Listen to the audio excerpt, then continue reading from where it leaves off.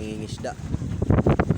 Na mo ni mga igsuon ang isda nga nakuha nato karong buntaga Miyerkules, adlaw nga Miyerkules sa 11 sa bulan nato karon September 2024 po.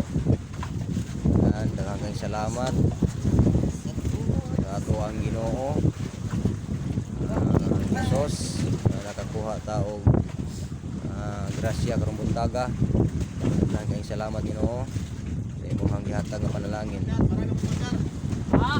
Mga igsuon mga 30 plus kilos igsuon mo ni nakuha karong buntaga.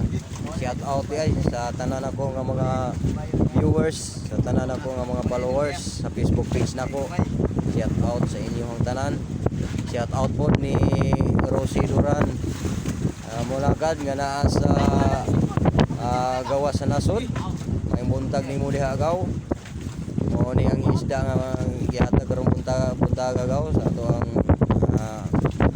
mahal nga Ginoo Jesus. Kuha na mo karong buntaga. Kaon sa mga pasol mga igsoon wala pay adlaw nakuha po siya wa pa kasilang ang adlaw so karon silang ng adlaw na to ano nga ato ang siyalong fishing boat ano ang ato mga pakura tulo dire sa duha tulo sa pikas kilid po mga igsoon tulo po tulo isa duha tulo isilang na ato ang adlaw mga igsoon karong buntaga para na sa kumawon dapit sa bol dire sa ato ang Pilipinas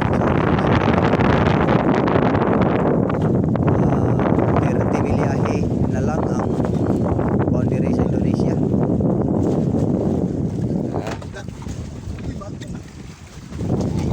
Mga igsoon daghang salamat ug may buntag punta na mo sa mayong lawas kabaskog Piskay o maayong kahimtang. Daghang salamat. God bless. Bye bye.